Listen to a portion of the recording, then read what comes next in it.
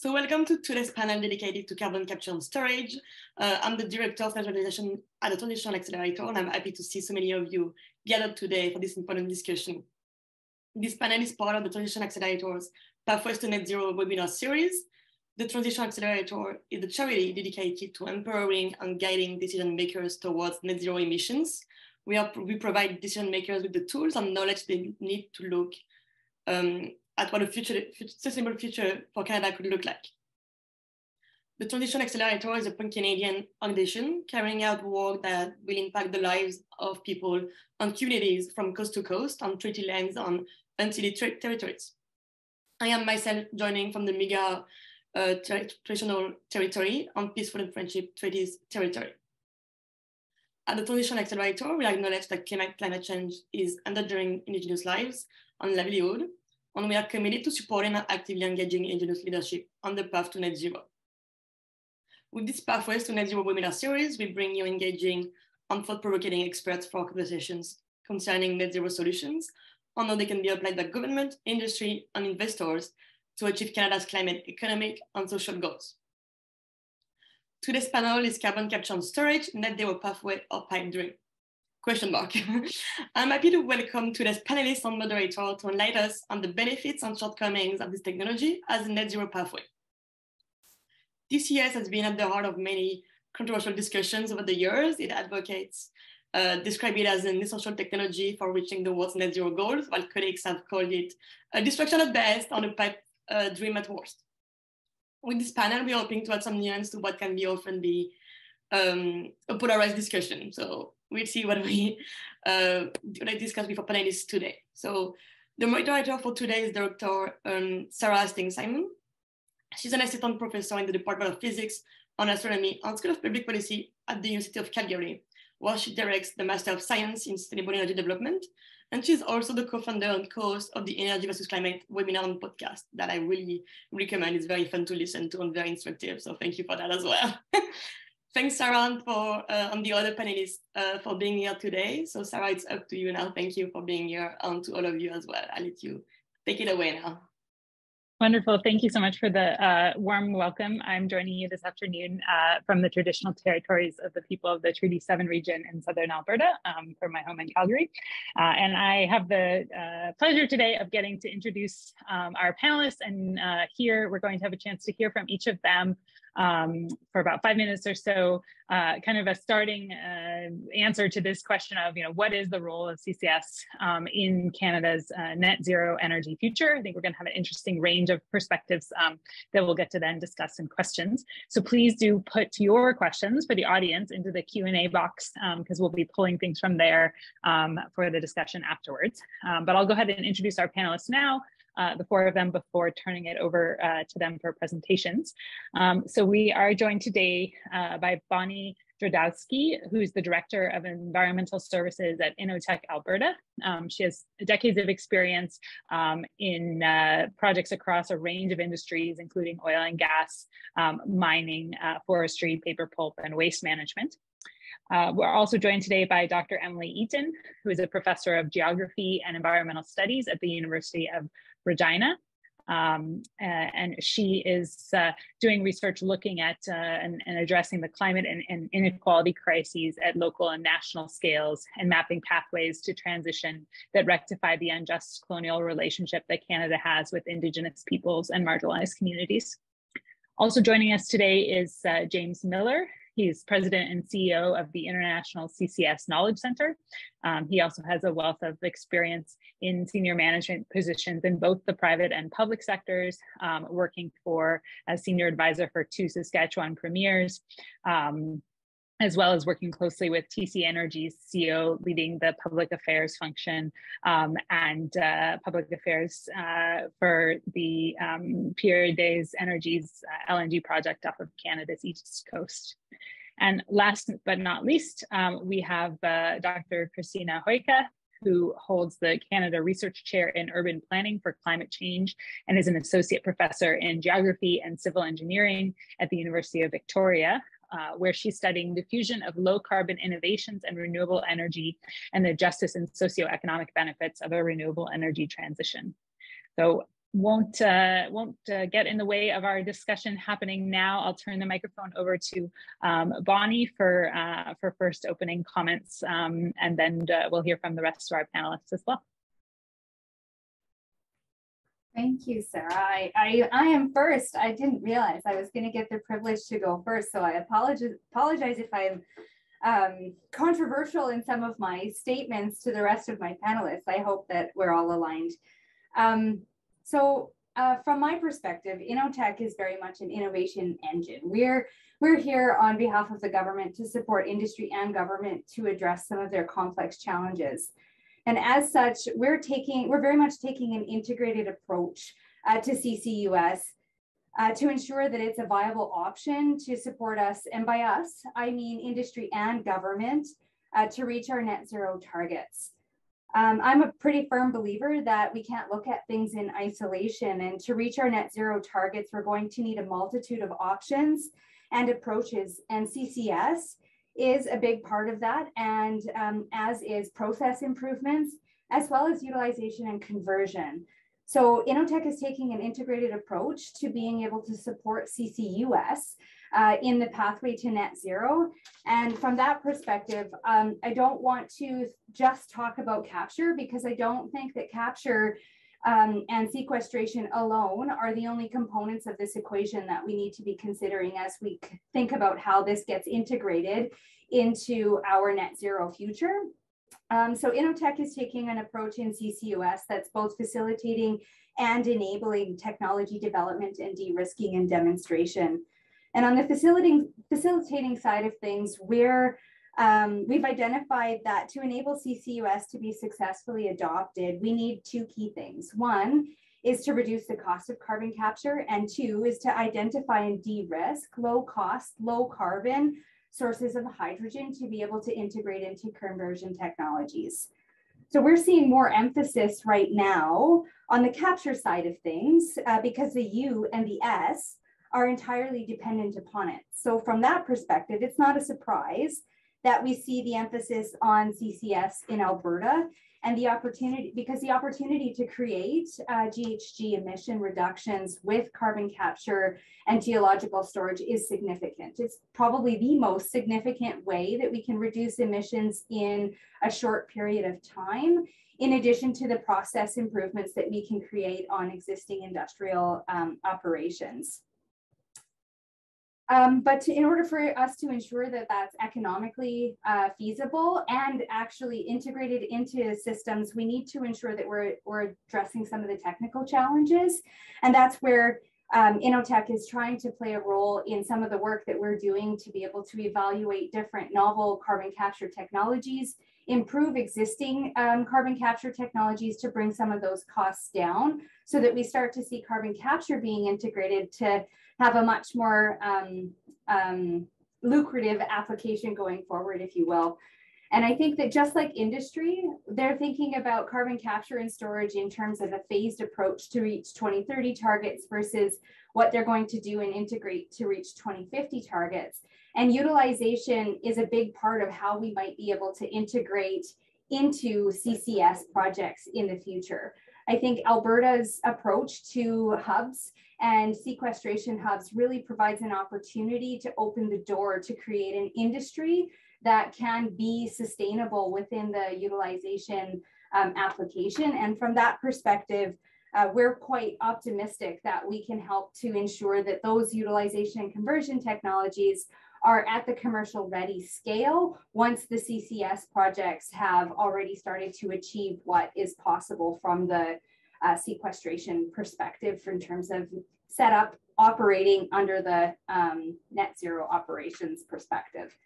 So I guess in summary, from Innotech's perspective, we do think that carbon capture and storage is a viable path forward to support us in achieving net zero targets, but it's just one element of an integrated approach to be able to do that, and that there's an opportunity to make better use of the waste products that are produced from industry from a utilization perspective to support not just net zero reduction targets, but a more sustainable circular economy as well. Great, thank you, Bonnie. With that, I'll turn the mic over to Emily to provide her perspective. Great, thanks so much, Sara, and thanks for convening this panel today, and to everybody who had a hand in organizing it. So from my perspective, there's only one reason that CCS exists, and that reason is to prop up an industry that is under existential threat because of the need to transition from fossil fuel energy to clean energy. If we look at every major report from the IPCC to the International Energy Association, each one shows that in order to avert catastrophic warming of the climate, we need to rapidly phase out fossil fuels. Just to give an example, the IEA's 2021 report suggested no new investments in fossil fuel infrastructure or projects should proceed after 2021. And instead, it showed that we need a rapid phase down of fossil fuel production. So the main purpose then of CCUS has been to, again, prop up the fossil fuel industry, to give it a claim. And that claim is a far off promise based on unproven technology that it can continue to operate in a world that is working towards net zero. Without CCUS, the fossil fuel industry has no social license. In other words, it has no way of claiming that it will be part of the net zero future without this technology, and therefore no way to continue profiting off of the extraction of fossil fuels. In other words, we could say that the industry is more or less dead without CCUS. All climate policy should be evaluated in terms of its ability to rapidly phase out fossil fuels. All the best science tells us that is what we need to do. CCUS then locks us into a future of fossil fuel production. It diverts resources away from transitioning off of fossil fuels, and it puts them into new infrastructures that will lock in fossil fuel production well into the future. Beyond the simple truth that net zero requires a transition to renewable sources of energy, there are many additional reasons why CCUS is not part of the net zero future. CCUS's claim to net zero compatibility rely on hiding the full life cycle emissions of their applications. So let's start with the use of the carbon captured. The primary use thus far has been in enhanced oil recovery, which I believe is a truly abysmal use. It means that captured carbon is directly responsible for pushing out more oil from old aging oil fields, and therefore also producing more GHGs. Let's talk about capture rates. Despite promises of capture rates of 90%, most projects promise roughly that capture rate. There are no projects, to my knowledge, that have demonstrated this capture rate over any significant period of time. The highest capture rates recorded include, for example, the Shell project in Alberta with a mean rate of 79% on a natural gas processing facility. Many other projects are performing well under 80%, and Boundary Dam project right here in Saskatchewan is performing closer to 50 or under 50%. Even if we could get to 90% capture rates, we know that we need to get to zero emissions. 10% emissions on dirty energy is too much when we have clean alternatives. Let's talk about the emissions associated with running the technology. The process of capturing carbon uses a lot of energy. If we factor in the use of fossil energy to fuel CCS units, and estimates are putting this at around 20 to 25% extra energy that's needed to fuel these units, then we don't have the required emissions reductions for this to be part of a net zero future. In fact, a recent paper from Cornell and Stanford investigated the emissions associated with blue hydrogen and found that while CO2 emissions are lower than for gray hydrogen, at about 9 to 12%, fugitive methane emissions for blue are higher than for gray because of an increased use of natural gas to power the carbon capture. In the end, the authors conclude that emissions-wise, it makes more sense to simply burn the natural gas for its required purpose and not transform it into hydrogen at all. Finally, I want to mention Scope 3 emissions, which account for as much as 85 to 95% of the life cycle emissions of fossil fuels. To the extent that we're still using CCUS on natural gas processing, for example, or tar sands upgrading, we neglect the very significant emissions associated with using that natural gas or that petroleum as a fuel. By now, you might be thinking that I see zero role for CCUS in our future. And so here I want to make a qualification. I think there's no justifiable place for CCUS in the production of energy, since we need to transition our energy to green sources. There may, however, be a place for CCUS in non-energy producing industries, industries like cement and steel, and there may be a place for direct air capture. In these cases, the capture technology must be fueled with green sources of energy, and it must be limited to industries where there are no alternatives. Finally, it can't serve as a carbon credit that allows for fossil fuel production to continue elsewhere. Thanks. Great. Thank you, Emily. And just an encouragement again for folks to put questions into the Q&A. I'll turn now to James. Thanks so much. Thanks to everyone for organizing this, and I appreciate the opportunity to be here. One of the reasons I took the role I'm in 6 months ago is try and make a difference. And I think what we all need to do is be respectful of each other's opinions, but take a positive approach rather than an us and them narrative. And I think that's particularly the case when we equate all CCS with oil and gas and energy. It makes for great headlines, but it doesn't promote getting something done. And Dr. Eaton just spoke of it near the end. When we look at CCS, we need to be looking at all heavy emitting industries. And I don't know if there's a process right now where you can make cement in a different way, where you can make steel in a different way, where you can't use a fossil fuel to produce fertilizer to feed the world. So I'd like to see more of a reasoned debate on this rather than an us and them approach, and a narrative that's been in place, unfortunately, in the energy industry since the 70s, where it's all about oil and gas. We need to look at all heavy emitters, and I hope we can focus on that. And just another point, what Dr. Eaton said about Boundary Dam 3. The International CCS Knowledge Center, for those of you who don't know, was set up in 2016 as a result of the first of a kind in the world carbon capture and storage set up on Unit 3 at Boundary Dam in Estevan. And I think a great project because it's keeping that CO2 in the ground rather than putting it into the atmosphere. But one point she mentioned was it had a capture rate of 50% or under. That's not correct. When you look at the flue gas that enters the facility, it's at an 89% to 90% capture rate. Where the 50 comes in is that people understand what SAS Power does. SAS Power is designed to provide low-cost power to the people of Saskatchewan. You need power to operate the CCS facility. If the people of Saskatchewan need the power, you don't send it next door to the CCS unit, so it's not turned on. That lowers the percentage. The other piece that came into play in the beginning when Boundary Dam was put into service in 2014 is it was designed to produce CO2 and it would be bought for enhanced oil recovery, as Dr. Eaton has correctly pointed out. But if the price of CO2 wasn't at a level that Boundary Dam could make a profit off of it, then the CO2 wasn't produced. So it's a misnomer to say that it has only operated at 50%. It is factual to say that of the flue gas that enters the facility, it's at 89%. It's been as high as 94%. I think that's a good thing. So I would just like to say that off the bat. The other piece that we've been trying to do, and I alluded to it a moment ago, is let's not just focus on oil and gas. Let's focus on those industries that we all rely on and we couldn't function without today. So I mentioned cement, I mentioned steel, I mentioned fertilizer. That's where the Knowledge Center is really trying to focus on. We did the feasibility study for Lehigh Cement in Edmonton.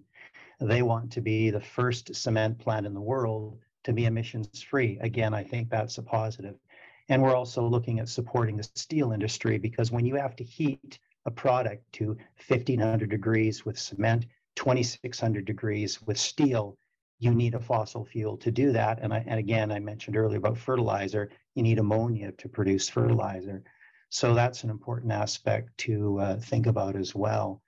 And, when you look at what's happening globally, in addition to us providing that support to companies that want to integrate CCS, we're also doing what we've been doing for 6 years and providing help and support other countries that have an issue with emissions. India, for example, 180 coal-fired power plants.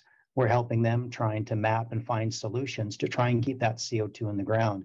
And I think that's the key in all of this. I hope we all agree that we want to keep the CO2 in the ground. And we may disagree on how to do it, but I can say as a father of 2 young girls, I want them to have a green future. And we can again debate about different ways to do it. But I actually think it's a positive thing to keep the CO2 in the ground. And I remember President Obama and Secretary Kerry getting on the plane to go to Paris 7 years ago. And I lament about the advancements that we have made in 7 years, and we haven't done enough. And it was mentioned a moment ago by Dr. Eaton again about the IPCC and the IEA. Both those organizations have also said, we will not meet our global emission targets without CCS. So I'll stop there. Thank you. Great, thank you, James. And finally over to you, Christina. Hi, thanks so much. Thanks so much for organizing this. I'm happy to be here today. I'm not actually a researcher of carbon capture, utilization and storage, or carbon capture and storage. I'm a chemical engineer trained at McGill, and now I study geography. I'm studying the geography of renewable energy transitions. I've been, however, invited onto several grants around carbon capture and storage technologies. None of them have been won yet, so we'll see what happens. But my role in those grants is to look into where the markets for those would be and how would communities respond. Now, in terms of this debate, I always like to go back to basics.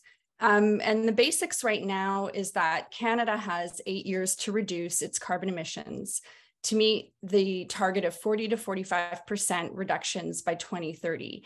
And this is to uphold a pledge to the UNFCCC. And the reason why the 2030 target is important is that it will contribute to the planet holding average temperature rise to 1.5 degrees Celsius. Above that temperature rise, the Intergovernmental Panel on Climate Change has outlined in detail how the consequences are even more highly catastrophic than what we are currently experiencing. And that includes not only environmental breakdown, but critical breakdown of social systems, like health systems pushed past their limit during extreme heat waves. So this is about the planet that for those currently in more climate affected areas, and the planet that we live out our elder years in, and the planet we are leaving for the lives of the students I teach and mentor and all of our children. So I want to keep that in mind as we have this conversation. Canada's greenhouse gas emissions have been reducing in certain areas, such as electricity and heat production, according to the latest reports. But they've been growing in 2 key areas: transportation and oil and gas and refining industries. And in the case of transportation, critical opportunities lie in a few different areas, but one includes the electrification of transportation. There's also things like public transit, modal shift, going from cars to cycling, electric bikes, which I have one and I love. A few things to keep in mind. I'm in the research area, so I'm in the cycle of looking at research and development, deployment, but all the way to diffusion. And that's our innovation life cycle, where we can put funds towards, regulations towards, in order to change our greenhouse gas emissions profile. And so within that cycle, we've got a range of technologies, and some are market ready and they need support to diffuse, and some are not market ready and they're not market proven. And so within that broader life cycle of where we can be putting our funds and also our regulations and our admin supports, as of now, these numbers come year to year, but my last check, the fossil fuel sector in Canada was receiving an order of 14 billion per year. That's interesting. But what's really interesting to me is that at the same time, renewable energy is receiving less than 1 billion in funding over 4 years. And what that means is that currently funding for fossil fuels is at least 2 orders of magnitude. So that's over 100 times more than that of spending for renewable energy. So that's a really big difference. The other thing I've been researching is energy efficiency. And energy efficiency has always been proven to be the fastest, cheapest option for climate change mitigation. And it has many, many co-benefits like health and comfort. And the International Energy Agency and my own research on Canada have documented persistent barriers to the diffusion and upscaling of energy efficiency. And even now, the federal government finally supports what are called deep energy retrofits, which are the way to go. But the supports that we have in place right now are not enough to meet the technical and social potential in Canada. So let's talk about carbon capture and storage then in this climate crisis. We have carbon capture and storage, but we also have solutions like energy efficiency and renewable energy. And all of these solutions require enhancement of regulations and policies to support their scale up. But a key difference is that renewable energy and energy efficiency are market ready and market proven and deployable and have willing hosts in Canada. So when I first started in the energy sector, I was actually skeptical of renewable energy. But we've reached a stage in its development where it's become the cheapest option on the market, including compared to coal. And we are developing pathways for its implementation that can empower communities. That means it can lead to local economic development and other important social and health outcomes. So while researching for this, I came across a project called NEGEM, and I put the link in the chat. It's NEGEM. And this is a project that's funded by Horizon 2020 in the European Union, and it's focused on quantifying and deploying responsible negative emissions in climate resilient pathways. So I looked through NEGEM's reports that they have out, and you can look through these too. So one of the things that they've said is that they're, in the case of marine, but also other negative emission technologies, there are still many gaps in the scientific literature around these solutions, as only a handful of experiments have been carried out so far, and none has been proven to work at a large scale. While the Intergovernmental Panel on Climate Change assesses that some carbon removal is needed, the assumptions in the models may not be realistic or desirable. And this technology will remain a limited resource for climate change mitigation. So the IPCC is saying, yes, we will need to have some of that, but it's pretty limited in terms of what we can do. Furthermore, it's acknowledged that its deployment could fail to deliver on its intended purpose of reducing atmospheric carbon concentration, mainly in the first place due to the issue of permanence. And that's being impeded, that issue of understanding it, by it's being impeded from being measured without reliable tools to measure, report, and verify that carbon is actually removed from the atmosphere and permanently stored. And what this means in simple terms is that carbon removal options may not actually work, and they may not be able to provide a large slice of the solution needed. And then finally, there's another report that I'd like to talk about. There's a Professor Sven Teske at the Australian National University, and he put out a review, a 20-year retrospective review of world energy reports from the International Energy Agency. And I agree with the IEA on many, many things, but they have been shown to be conservative on many different tech. And some of the conclusions that he's come to in his report reviewing it is that his retrospective analysis of world energy outlooks over several years shows a pattern of more optimistic assumptions for fossil fuels and the technologies that will enable fossil fuels, particularly carbon capture and storage.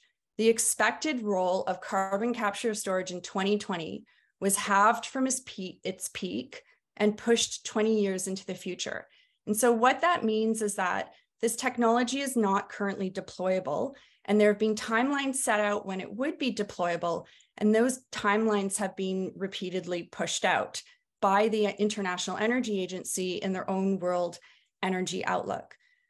At the same time, the World Energy Outlook central scenarios dramatically underestimated the growth of wind power as well as the estimated growth of solar power.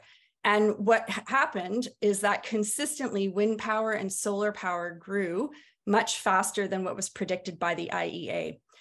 Thank you. Those are all of my comments in the opening remarks.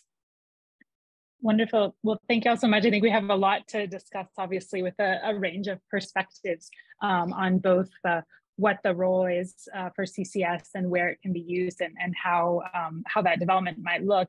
Maybe before we kind of get back to that bigger picture of where CCS might be part of the questions, I'll kind of dig into a little bit more of, what might be barriers to CCS deployment, assuming, there are places that we might want to see it deployed, for example. And so, what is the cost of that technology today, and where are investments happening? But also, what other policy support might be needed or not needed to kind of see more deployment of CCS actually happening, right? I mean, we're certainly hearing a lot of discussion about it, but there always seems to be that gap between discussion and actually, shovels in the ground. I recently heard a former colleague of mine say that it's not about PowerPoints created, but emissions abated, which I think is a perfect example here in the CCS space, as in many. So I'll leave it open to the panelists. I'm sure people will have kind of different points of view around that in terms of what are those barriers, what the kind of current status as far as costs and projects are, and what kind of policies might be needed before we kind of jump back to where that sits. So if somebody wants to jump in first, otherwise I can call on someone. We're all being polite Canadians, so maybe I'll Go for it, James. It's not a bad thing, by the way. I think the biggest barrier right now is the IRA, the Inflation Reduction Act in the United States. And I thought it was ironic that it took a Democratic president to do that, to take a very leadership role, not just on carbon capture and storage, but what President Biden did with hydrogen and the like. So kudos to him, I think, from an overall emissions perspective. But I think that announcement on September 27th completely flipped the debate in Canada, where the investment tax credit came out last spring, and the government of Canada still is looking at ways to quantify it. But now you've got a situation where you're really looking at carbon leakage, and carbon leakage is when you're taking investment from Canada into the US. And like it or not, if this is going to be a $55 billion industry, and if there are 153 projects on the docket to be built, I think the train has left the station. So let's debate on how do we get a piece of this? And all of us have to work and feed our families and pay our mortgages. And I think about when you look at, let's look at Boundary Dam, where it created 1,700 jobs, and it did a lot for the small city in Saskatchewan. And that's a good thing, because it really speaks to the livelihood of many businesses and bringing home a paycheck.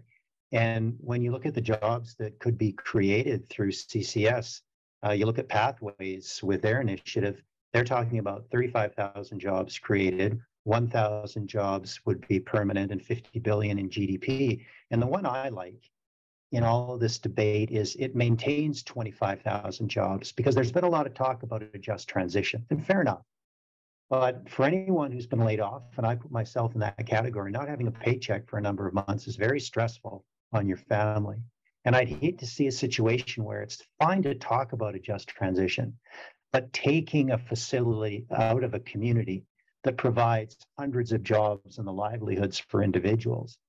I'd like to see more of a rational discussion on how we actually do that, rather than, I think, the conversations that have been held thus far. So I'll wrap on this point. What I'm hearing in the discussions that I'm having, not just in Canada, but globally, is as with anything, there needs to be certainty. And the certainty seems to revolve around a price for carbon, where in the US, we know what it's going to be over the next number of years. But if a conservative government came in, we're not necessarily going to have a carbon tax of $170 by 2030. So I've taken enough oxygen. I'll leave it to other people. Thank you. Bonnie. I'm hanging on this one as well, actually. Coming back to your question, Sara, about where the investments are actually happening, I'm actually with you, James, in that the price of carbon is one of the certainty on the associated price of carbon is one of the things from a policy perspective that will help to drive implementation of carbon capture projects. But on the innovation side of things, where we're seeing investment is on driving the cost of the capital investment for carbon capture down, as well as determining what types of carbon capture technologies can actually feasibly be integrated into operations. And I'm actually in quite agreement with Dr. Eaton with respect to the opportunity to transition to more of a renewable-based energy. However, I think in the interim, as we identify and get enough renewable energy to be able to sustain the required energy requirements, there is going to be a need for continued use of fossil fuels as we transition to that realm. And that's where CCUS, I hope, can play a really significant role in being able to abate emissions in the interim. And so from that perspective, I would like to see technologies being integrated into facilities that currently exist, with the expectation that those are facilities that do get phased out in terms of the use of fossil fuels for energy in the future. But from my perspective, we're seeing significant investment now from companies who want to be able to identify the best way to be able to integrate carbon capture technologies into their existing operations, and how they can ensure that they're optimizing those from the capital investment perspective, as well as from the efficiency perspective. So there's movement now on the carbon capture side of things in terms of the investments that are being made, both on the research technical side of things, as well as on the operational piloting side of things. And we've seen some real success with companies wanting to be able to determine how they can start to be able to implement that from our perspective in some of the facilities, and the support that we provide as an organization to industry to de-risk some of those technologies at low TRLs as well as high TRLs. Yeah, I wanted to take a crack at that too. Or should we move on, Sara? Sorry. No, please. I was just going to ask if you would, because I think we have so many different perspectives. It's good to have a discussion around these topics. So. I think the main barriers to widespread adoption of CCS are cost and time. And so we just heard from Bonnie that, you know, CCS on fossil fuels could maybe be an interim solution. I don't believe that's the case, because as Dr. Hoicka already pointed out at the beginning, and it's not 8 years, because we're 1 month away now from 2023. So let's call it 7 years. We have 7 years to reduce our emissions 45% below 2010 levels. How long will it take? I'd like an answer actually from the folks from industry here today about how long it will take to build those hubs, to build the pipelines from individual facilities, to get the level and scale of carbon capture to find 45% emissions reductions, which I think if we take into account, again, that the fossil energy being burned to run the CCS machines, I'm not sure we can even get there. At all. So I think, you know, time is really against this technology. We need to make really quick a transition that is as quick as possible. And we have alternatives that are available that have been proven and that can be scaled up really quickly. And the other barrier, of course, is cost. This is an extremely expensive technology. Boundary Dam took $1.5 billion of public money and put it on one stack of one single coal-fired plant. And, you know, I could debate back and forth about what is the proper way to account for how much is actually being sequestered there. But, you know, the reality is that it costs a lot of money, and industry is not able to invest in this by itself. It needs large public subsidies. And then the question is, as a public, where do we want to spend our public dollars? Do we want to spend it on technologies that we know are ready to go and able to be scaled up? Or do we want to put it in something that may come and save us perhaps at a future date far off in the future? The other thing around cost I think we need to take into account here is that Canadian oil is very expensive to extract. It's expensive to extract because it's hard to reach. It has to be upgraded a huge amount if we're talking about bitumen or heavy oil. These are not the pools of oil that are going to be the last pools where barrels are going to be extracted and sold on a declining world market for oil. So I think, you know, propping up this industry with public dollars into a future where the world has decided we're moving away from fossil fuels is a very risky proposition. Great, thank you, Emily. Christina, I can't remember if it was you that brought it up or someone else, but I mean, we heard now quite a bit actually from a number of panelists around kind of the government support that might be required to develop out the industry.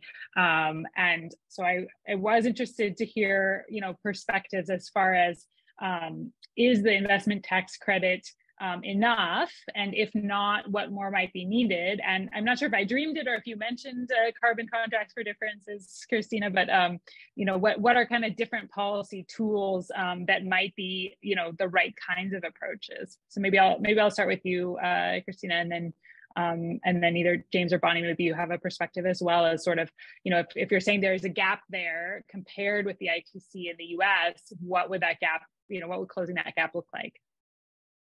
Yeah, so thanks for the question. So my research is on climate change mitigation. And the reason why I focus on the energy sector is the energy sector is responsible for 80% of emissions worldwide. So it's a pretty, you know, obvious choice of places to focus on.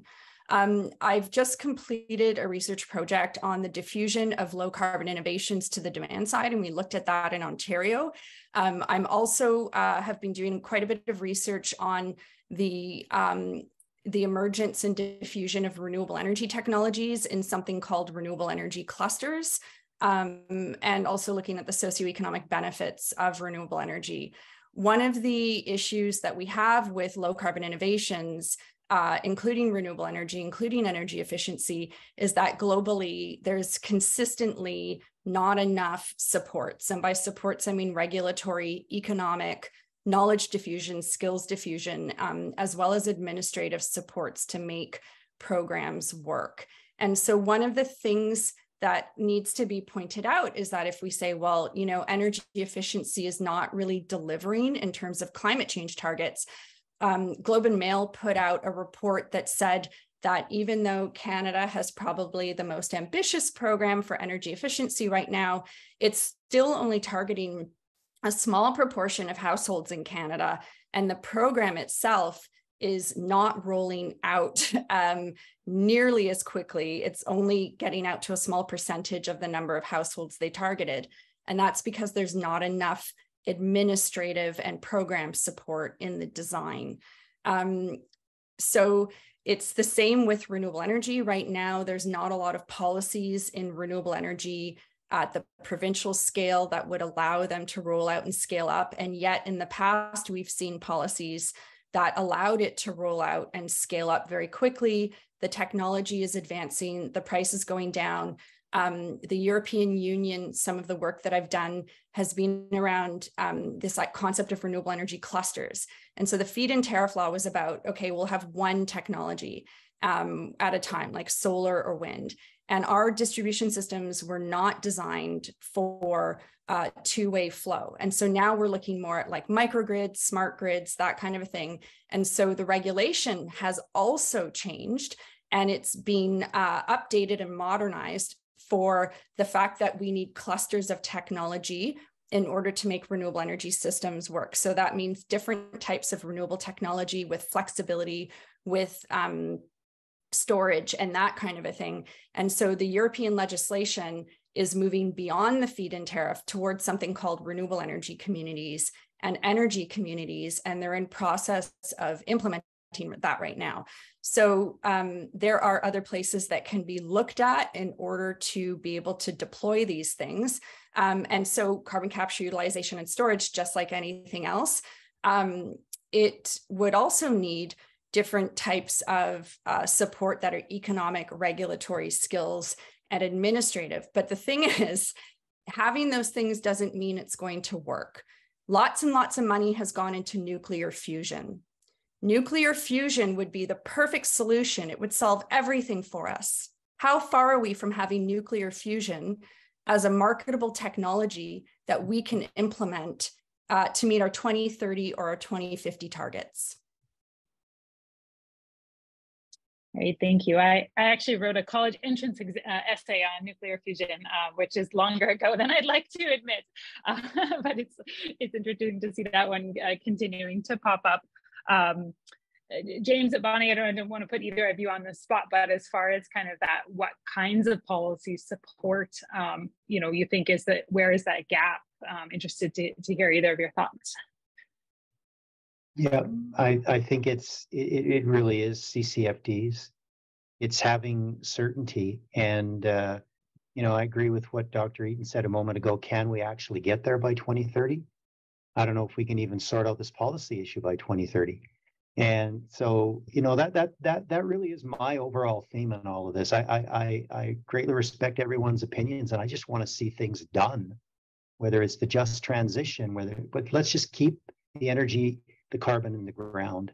We need to do that for the betterment of all. But if we're talking about this specific question, you need a certainty on price, because I use an analogy of you go in front of a board and you go in front of an executive. And let's use a cement company. We continually focus on oil and gas again, and when you put cement and steel and fertilizer into the mix, if they're not part of the solution, we don't achieve our goals. I really do like to keep them all together. So I will look at two projects that I'm putting in front of a board and an executive. And I would say, okay, they're both billion-dollar projects. Project one, you've got a 10% internal rate of return. It doesn't increase your operating costs. It may lower them. And of course, it increases cash flow. Project two, second billion-dollar project, it has a 0 rate of return. It could have a negative impact on cash flow, and it likely will increase operating costs. By the way, the second project is a CCS project, and we believe that we need to do this, not just for the betterment of the results, but because our shareholders are demanding it. So you see the conundrum. And then take in the other piece, and it goes to Dr. Eaton's point again. Well, and by the way, there's 50 welders and 50 pipe fitters. Which project do we put them on? So there's that push and pull between having to, if you're a publicly traded company, whether we like it or not, you have to respond to your shareholders, but then you also have to do, well, let's hopefully focus on doing what's right, because I think shareholders are pushing energy companies. Maybe the focus for them is to do what's right. So it really is certainty. It's regulatory certainty, but on this one, it really is policy certainty. And again, to the speed at which we get things done in this country, I'd hate to have another panel in 2 or 3 years and we're having the same discussion. That would be a crime. Again, whatever your viewpoint is. Well, I don't know, Bonnie, if you want to expand on that. Maybe there's someone that can also explain that policy certainty or that price certainty, James, that James mentioned as far as contracts for difference. I don't know if all of our viewers are familiar with those. But. I'll let James potentially expand on price certainty and policy components. As a science-based organization, our job is not necessarily to have a strong opinion on the policy components of it. We generally are providing scientific evidence to be able to inform policy decisions. With that being said, though, I think that there is an opportunity from a policy perspective, particularly with the view on Alberta's landscape, to ensure that we're thinking about policies from an integrated perspective. Historically, in this province, we've really looked at policies for individual industries independently. And to achieve net zero goals, we're going to have a little bit more cross-industry collaboration from both a government policy perspective as well as from an industry perspective. And so we need to see more renewable projects being approved faster, so we can have green electricity to be able to actually integrate into hydrogen production. If we're going to be able to actually achieve net zero targets, that's going to have to be something that happens really fast. I'm working with industry right now who are waiting way too long for our policies for our government to be able to approve projects. And so we can do better on that front to ensure that we have some opportunity to integrate net zero related projects faster. And that does tie back to CCS as well, because if we don't have the policy instruments or the incentive to be able to actually integrate these projects because we have an uncertain landscape from a political environment, then we're probably going to be having this conversation again in 2 years, unfortunately, James. And I think that would be the worst case scenario for all of us. So we have a lot of questions coming in on Q&A, and I want to make sure we get to some of those. There's one from Jennifer Turner that I think is really interesting in terms of, we're hearing a lot of different perspectives today, and she asks if anybody has advice for the public or those listening today on how to reconcile this expertise and information, or what kinds of things might be needed to facilitate such a process if it's solution oriented.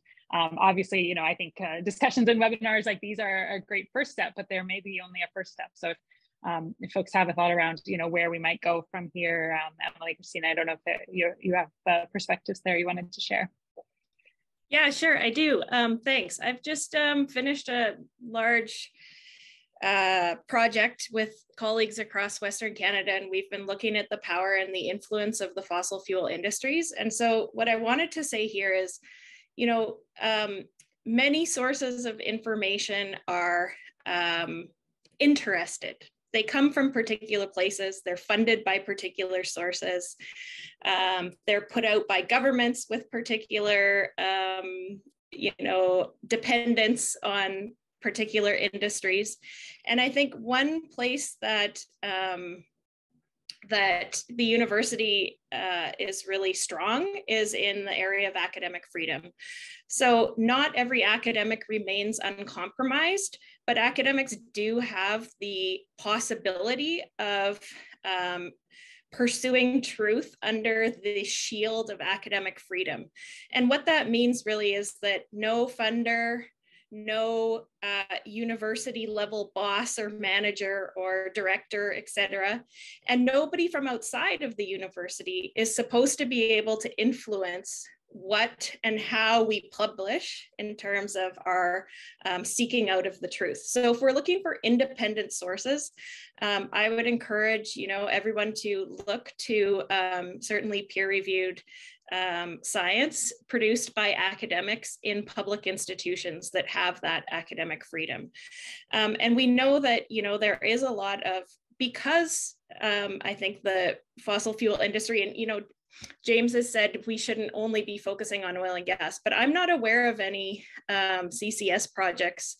I mean, there's a direct air capture, I suppose, demonstration sort of project, but I'm not aware of any that really exist that aren't either, that aren't on fossil fuel or using fossil fuel energy to power them. So looking at sort of the power and influence of the fossil fuel industry and how they have, inserted themselves in many different ways through cross appointments on boards of directors, through the revolving door in the sort of the regulatory side of government. There are so many ways I could, there's 6 years of research on that, but I would really, suggest that people look to the independent science, and that is one really, value added area that academics bring to these debates. If I can just add on to that, if that's all right, Sarah. Yeah, please. I was just going to ask you.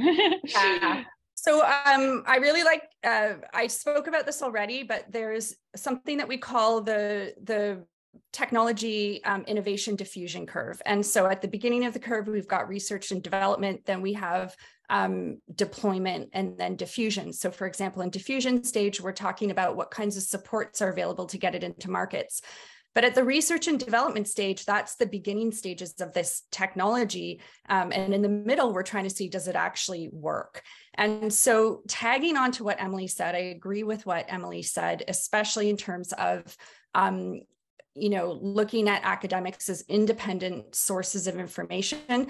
I'm not earning anything from any technology. I don't have a conflict of interest in terms of any technology that's out there. I'm agnostic. I'm just looking at the evidence when I give this information.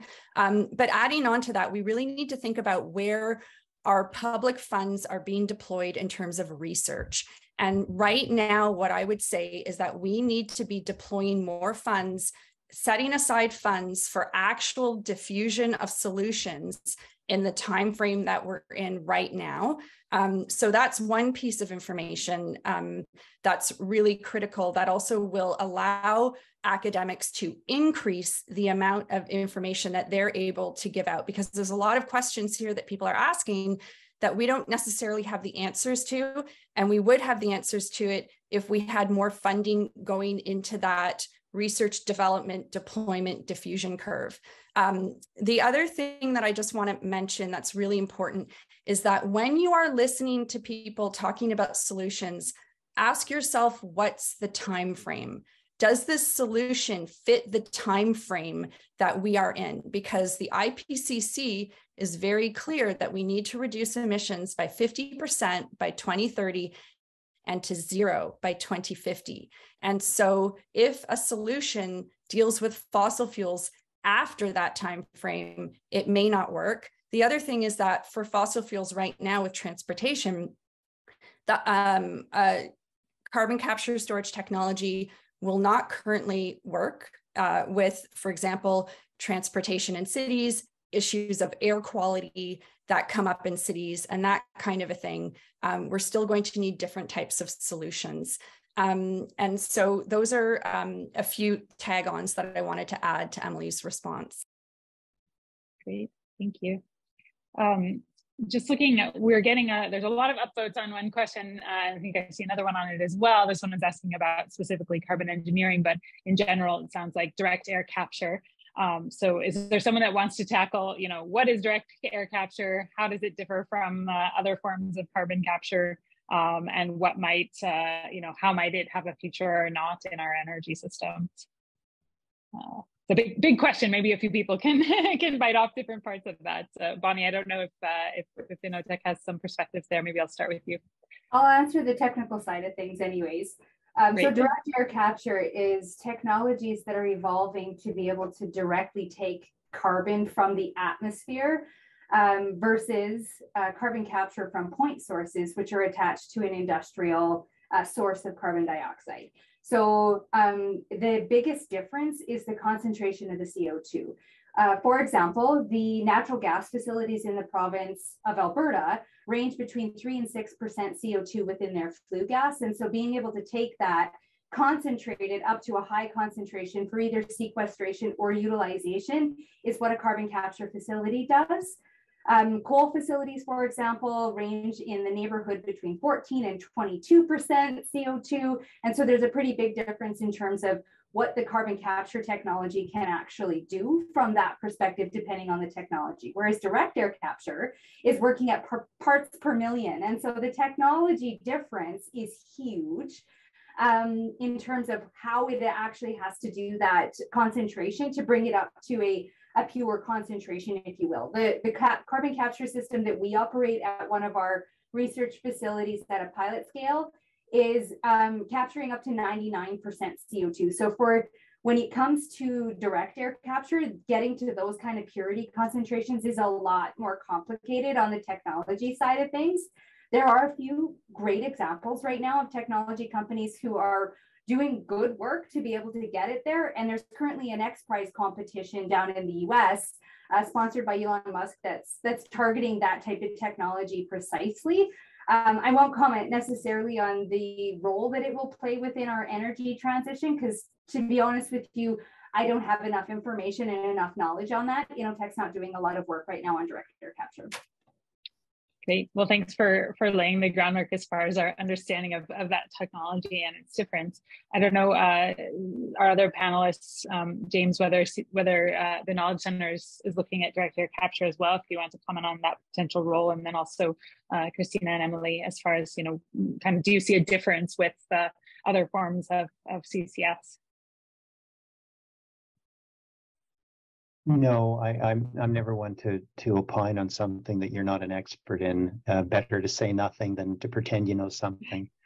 But you know, totally fair. I would just offer this comment and I really appreciate the comments from Drs. Hoicka and Eaton. And I found myself thinking about the targets that the government of Canada has put in place for 2030 and how do we achieve those in the current environment, and can we even achieve them?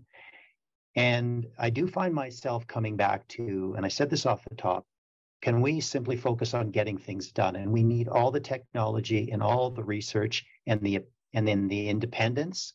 Appreciate that point of view. I think that is true.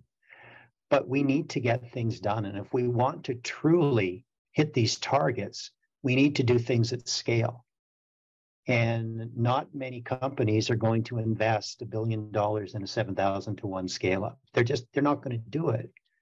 So, you know, it's a conundrum here where we need to capture CO2 at scale to meet the targets, but we need to create the right environment for organizations to do that. And again, I just find myself driving back to, are we going to have a Groundhog Day panel in 1 or 2 or 3 years, and at the expense of our kids and our future? And you know, for me, I would like to see large-scale CCS incorporated. Is it perfect? No. Does it reach the capture rates that certain organizations have said? No. But is it a solution that exists at the here and now, that we continue down this trajectory toward not achieving the Paris goals? I just would like to see us achieve something. And I would argue it is there. The technology is there. But are we going to embrace it, or, you know, continue looking for the next best thing when the next thing is here right now and we have the same discussion in perpetuity? Thanks, James. The only thing I would add to that is just, I don't know a ton about it, but yeah, again, because you're working with parts per million, it's uses a lot of energy. And so, you know, I know the one project in Iceland, I think is fueled by geothermal, but, you know, all the problems with the type of CCUS we've been talking about up until now, you know, are in terms of time and cost, et cetera, scaled even further, but, you know, has a potential to be run on green energy, maybe, although it requires a lot of energy.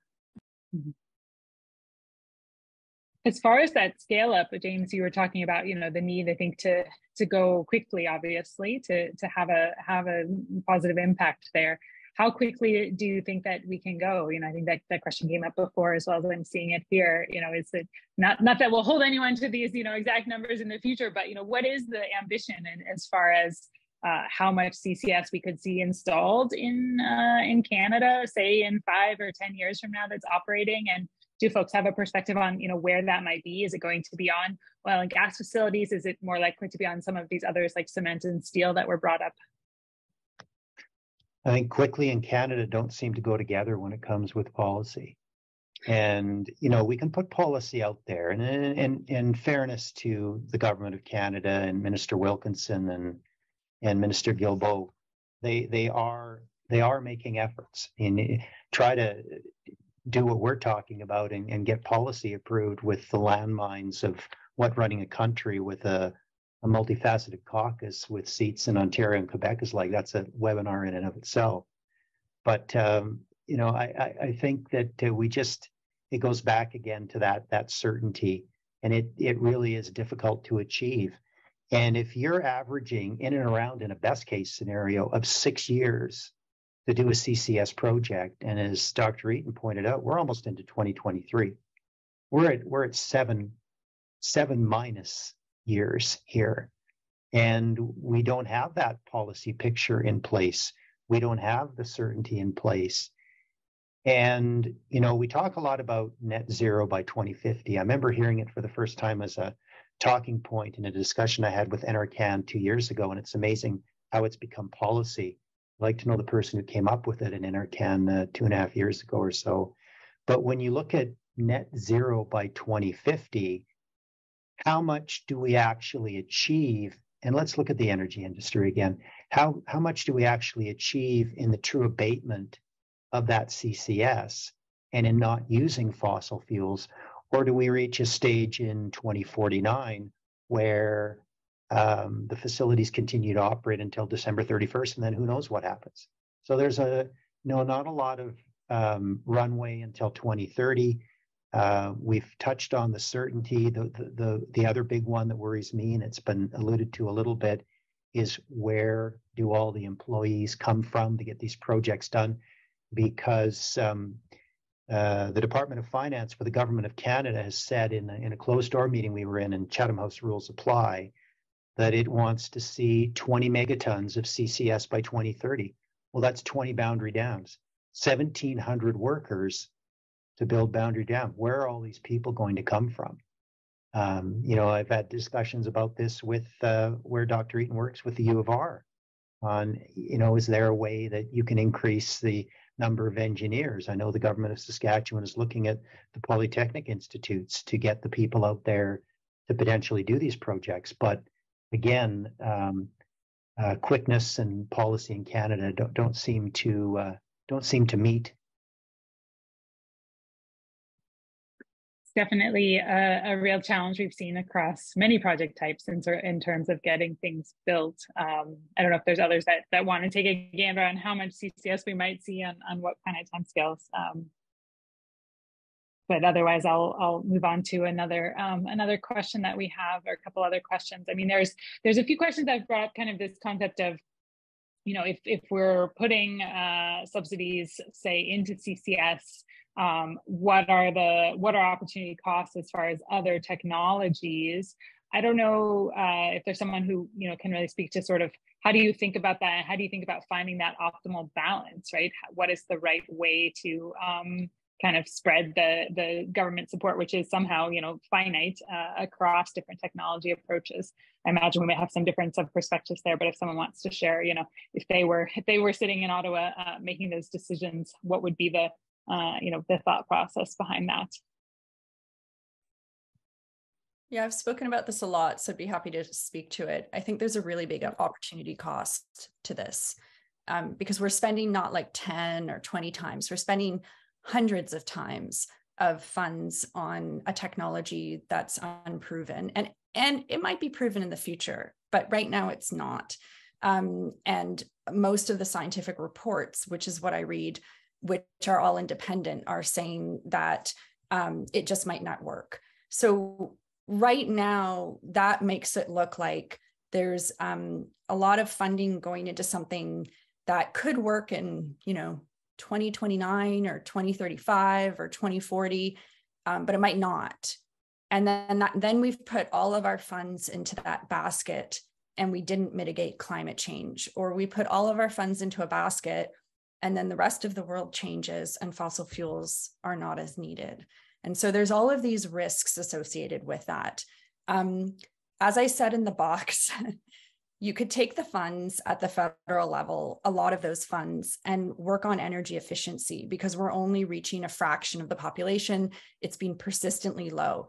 The feds can do that at the level that they're at. They can directly reach households using this. They can set up more innovation and create better markets for energy efficiency in Canada. And that would hit one really big piece of the puzzle in terms of mitigating.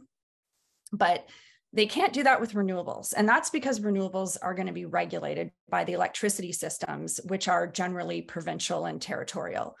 But what they can do in terms of renewables is they can also address households directly, because households can still use renewables, behind the meter, but they can also support, and this is what they're doing, but it's on a very, very small scale. They can support willing host communities that want the socioeconomic benefits of renewables. And there are many, many of those willing host communities in Canada to start to plan out what they need to do in order to implement more renewables to support this electrification of heat through heat pumps and of electric vehicles. Even if they don't completely capture the market, they're going to capture a large share of the market. And this is going to be coming in demand from the United States as well, because they're electrifying vehicles in the US. And so how can the feds do that with just spending? Well, they can set up infrastructure banks and have money set up to be loaned out to communities so that they can have equity ownership in projects and reap the benefits of those projects. As James mentioned, jobs, revenue that goes into communities, having a bit more economic security. So those are some of the things. And then you can do, the provinces, they can, in their position, set up the regulatory structure in order to welcome these projects and bring them onto the grid. And as I mentioned, there's a lot of examples of how to do this. And my own research is studying basically the rollout of renewables across landscapes, including the justice aspects of jobs, as well as local economic development for equity deserving groups and Indigenous communities. And then just to add to that opportunity cost piece, it's not just in the last few years that there's been about 100 times or more spending on fossil fuels and nuclear than on renewables and energy efficiency. Peer-reviewed research shows that this has been going on for over 45 years and probably close to at least 50 years, that there's been orders of magnitude difference in spending on these sectors. And so renewables still have come up and done really, really well. And even I was shocked because I was skeptical before, but the cost of renewables dropped dramatically in the last few years, making them a lot cheaper than coal. So that means that we can implement a whole lot more renewables for the same costs if we do have a price on carbon that James and Bonnie are talking about.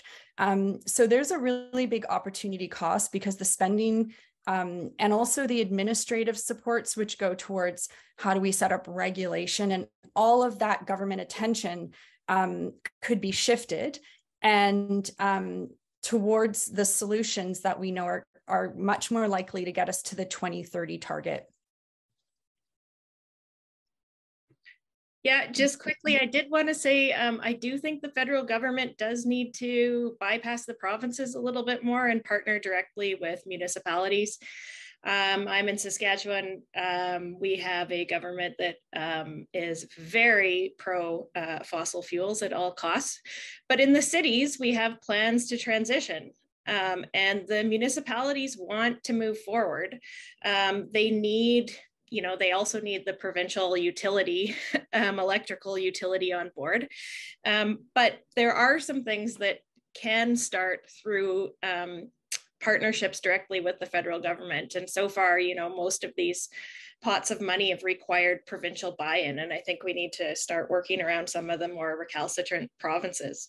And then the last thing I wanted to say is just that I think, what Christina's saying really shows the sort of power and the influence, again, of the fossil fuel industries and how they've really captured this government, this federal government that came in wanting to do something on climate change, wanting to take it seriously. They've announced their emissions cap, or they've announced that they will have an emissions cap on the fossil fuel industries. But so far, in the last budget, the largest line item under climate change was to the CCUS tax credit.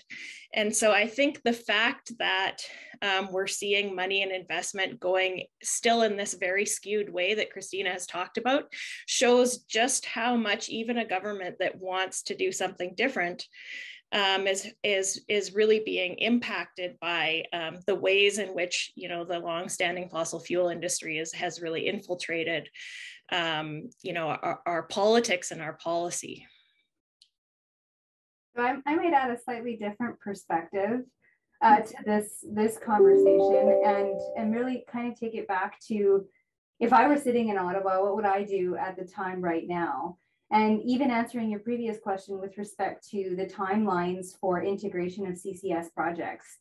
From what we're seeing on the technology front, much to my dismay, we are seeing investment in integration of existing carbon capture technologies, which I think are great. They've been around for decades. We know that they're a viable technology, though I think there's so much room for improvement that we have the opportunity to be able to be actually improving carbon capture significantly, to be able to integrate more efficient systems into existing operations. And so I would like to see a little less public investment into integrating existing technologies that we know have the opportunity for improvement right now in the short term, though I do think that that is a part of how we can transition, particularly in Alberta, to a net zero future. But if I were investing public investment from the federal government's perspective, I don't disagree at all that there's a huge opportunity cost to all of the other potential solutions that are a part of this toolbox, because I really believe that there's absolutely no one-stop wonderful magic trick that's going to get us to a net zero solution. This is going to be a toolbox approach, and there's an opportunity to make investments into other technologies that are producing green hydrogen to be able to help support exploration of small modular nuclear reactors into our existing energy portfolio. And so from that perspective, I would probably be investing more money at lower TRLs that can actually advance some of these technologies from a techno-economic perspective to a point where we can determine if they're worthwhile to make a private investment into. And I'm finding that in the innovation space, there's not a lot of investment from that perspective. So slightly different take on that answer. Great, thank you, Bonnie. James, before we move on, did you want to provide any comments here? You know, I always find myself driving back to the practicalities of life and what would I do? And, you know, I just look across the ocean at what's occurred with Russia's invasion of Ukraine, and Europe relying on Russia for 40% of its natural gas, Germany making the decision to shut down nuclear, I think 29% of its grid, and to shutter coal-fired plants. And that's a good direction, a good step in the direction for the environment. But you have to look at cause and effect here. And so with the step that Russia took, Germany has stepped back in shutting down all of its nuclear facilities. It's brought coal-fired plants back on stream, because when I started off my answer in the practicalities of life, it wants to provide the basic necessities for the people of Germany. And sure, they have their storage up to, I think, 95% of natural gas for the winter, which we're getting into now, but storage only accounts for 25% of their supply. So there is the real concern. And again, it makes for a good headline, but I think in this case, it's practical that people are going to have to make the choice of either buying food or turning off the heat in their house or certain rooms. And you're seeing the same issues in the UK with energy prices rising 198%. And some people are very afraid that if we get a really cold winter in Europe and in the UK, how do people actually function? How do they live? How does that have relevance on the question? We have never had that worry in Canada. We can debate and have this healthy discussion that we've had for the last hour and 20 minutes about what we should do with our resources. But I think the government of Canada does need to look longer term at what has occurred in Europe and base its decisions going forward on that, because we cannot say that nothing like this could ever happen in Canada. And I think the one thing that we all need to think about in this process of the transition to net zero, how much are we willing to pay? How much would we want our power rates to increase? And you know, Dr. Eaton, I think about Saskatchewan with 40% of its power coming from coal. And how do you square that circle? And not having the electric grid right now in place to bring in power from Manitoba or Quebec, I'd really be concerned that if truly you're going to meet the clean electricity standard by 2035, how are you going to do it without putting that on the backs of ratepayers? And when do people stand up and say, my bill's already $400 a month, I'm not willing to pay $800 or $600, regardless of a green transition? So I think that's just, I've found myself thinking since the invasion that we're coming up on a year ago of just the practicalities of the impacts on people of policy. Just really quickly, sorry. If I could just speak to that really quickly, and then I'll pass it to you, Emily. In terms of the impacts of policy on people, deep energy retrofits are about reducing your household energy use by about 50 to 80%. So if we were to focus our investment on deep energy retrofits and have that available to all households, then the overall amount of energy used would go down, even if some costs go up. So that's one issue. The other issue I want to speak to is that climate change is actually resulting in a lot more power outages and damages to infrastructure. One example is that when I first moved to Victoria, we had a heat wave in BC that had the highest recorded temperature in Canada ever. And there are 3 transmission power lines from the mainland into Victoria, where I live now. And one of those power lines was damaged due to heat.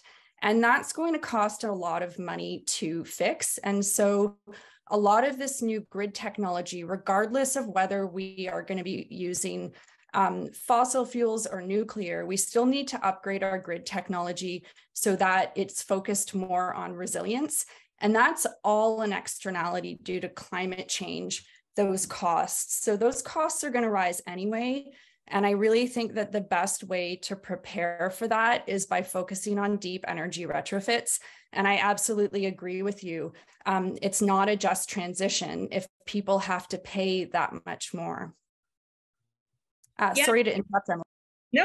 I just wanted to say, since you referenced Saskatchewan, I think, one of the really big opportunities that Saskatchewan has is that we still have a Crown-owned utility.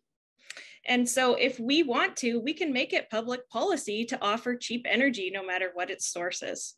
The thing that is the response, if you look at the price of Saskatchewan energy versus other jurisdictions like Alberta in a totally deregulated market, you're not seeing anything like that. There's, the opportunity for private commercial business to extract money here, is on the sides, contracting out specific parts of the generation. But what I did want to say, so having a public utility is really helpful in terms of keeping costs low in the future if we want to invest there in terms of public policy.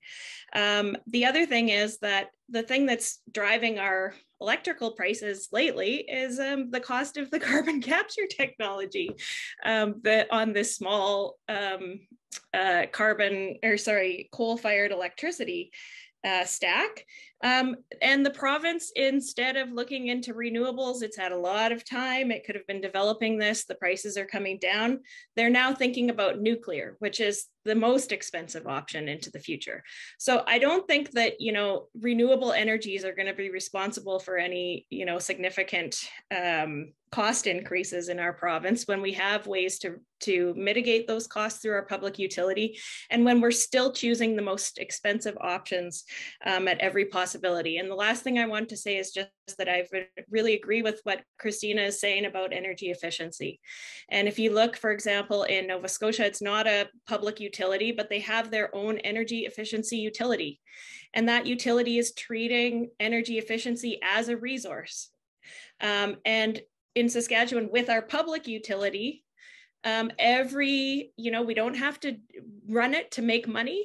Every unit of energy that we don't sell because of energy efficiency isn't, a hit to the bottom line necessarily. So we have this opportunity to run our utility in ways that do mitigate some of those justice concerns that you've raised, James.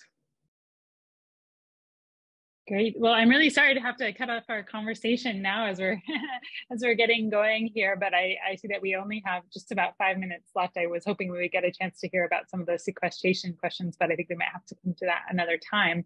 So, I think I'm hearing that there is a lot of open questions that still come out when we think about the role of CCS and the different way of looking at our energy systems as a whole and single technologies and where that might apply.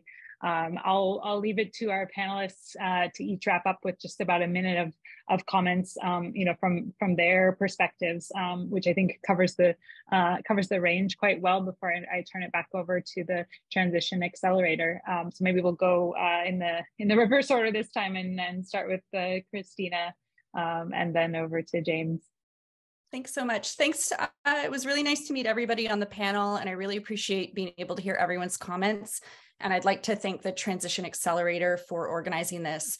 I think my main point that I'd like to get across is that I'm actually agnostic on technology, but what I'm not agnostic on is on climate change and on justice considerations. And I follow the evidence in my research. I don't have any conflicts to declare. I don't win or lose financially from any of the information that I'm providing to you today because of the way that my job is set up to be an independent researcher with academic freedom. And so the evidence that I read is showing that the fastest pathway to deal with climate change by 2030 right now is to put a lot of focus on technologies that we can diffuse very, very quickly. And those are renewable energy and energy efficiency.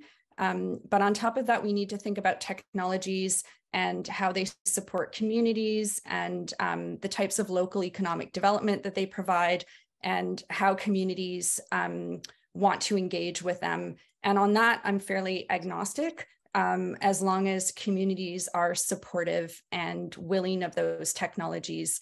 But it does concern me that there is an opportunity cost to following some technologies where the evidence just isn't there for some of those outcomes that we want in the short and long run. Thanks so much. Great. Thank you. James, over to you. Well, I appreciate the passion of everyone. The thing that I like is this has been a very respectful dialogue, and people are passionate about their points of view.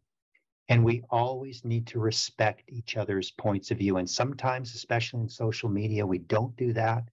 We should be more respectful of what people bring to the table. Because when you're hand on heart passionate about finding a solution, you need these sorts of debates. That's the only way we're going to find the path. I do find myself thinking, and I mentioned off the top, I have 2 young girls. I do want to see a greener future for them. And it's about doing something. And I took on this role because I looked at it as an opportunity for me to do something. And when you look at large-scale CCS, it is proven. Is it perfect? As I said earlier, no. Does it need to be improved? Absolutely. Like any technology, like anything. But if we are truly going to meet the targets that we have set in Canada and globally, we need to do this at large scale. Let's make a difference. This will transition into other technologies. I'm confident that we will achieve net zero by 2050. And if all of us are still around, we can have another panel and talk about the great things we had to say back in 2022.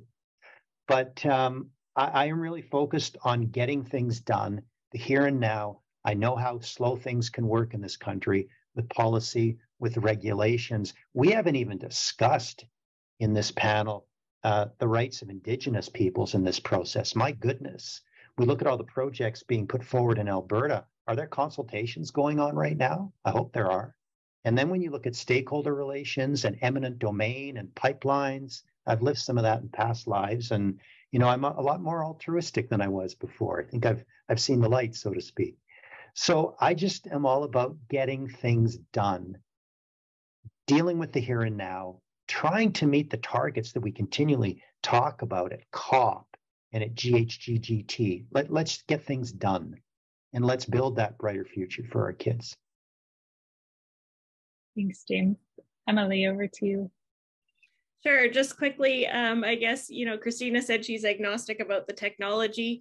For me, as I said in my opening comments, what matters right now and what all of the reports are telling us is that, in order to get to net zero, we need to phase out fossil fuels.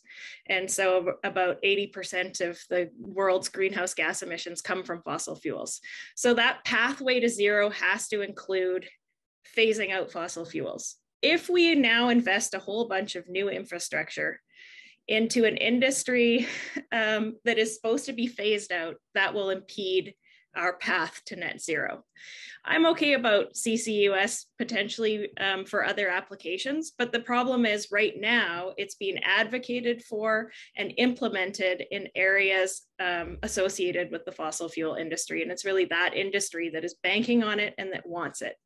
And so, you know, I think we need to hold that distinction in mind, and we need to put in place the policies that will allow us to phase out fossil fuels by 2050. And for me, that doesn't include CCUS. Thanks. Thanks, Emily. Bonnie, we'll give you the last word on the panel. Thanks. I also want to echo my thanks for the opportunity to be here and participate in this. There's a lot going on in the chat to be able to actually try and address some of those questions. And I mean, if there's anybody who would like to reach out to myself, particularly if there's things that I might be able to provide information to, I'd be happy to after the fact.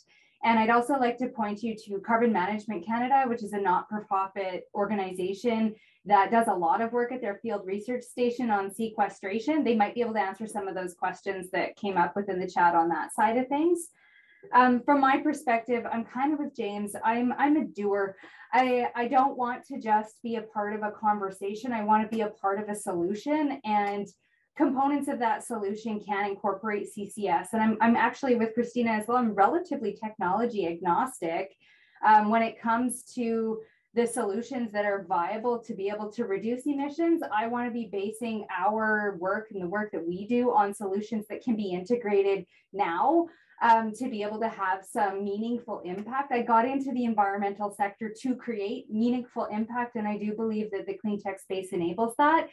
And so from my perspective, I think CCS has to be a part of that pathway journey.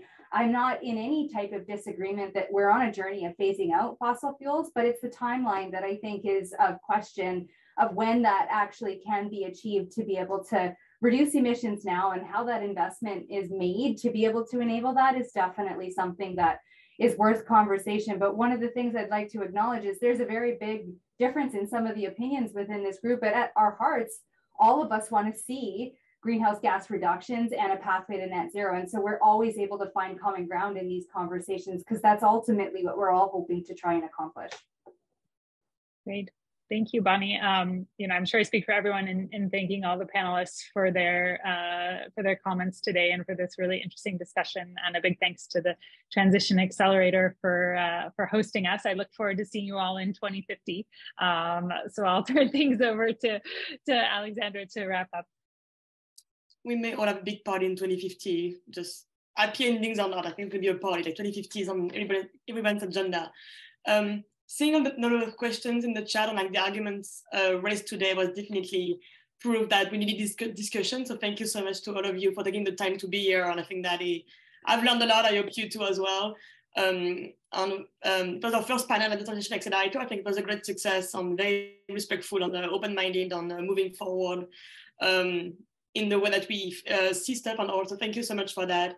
Our next panel is going to be on December 19th with hydrogen. I think it's also going to be not an easy topic, and we hopefully have also meaningful discussions on open-minded folks like you that brought a lot of expertise. So thank you so much for that. I really appreciate it. So thank you so much to all of you for your time, and good luck with your work. I think you're all working very hard to make a better future for all of us. So thank you for that.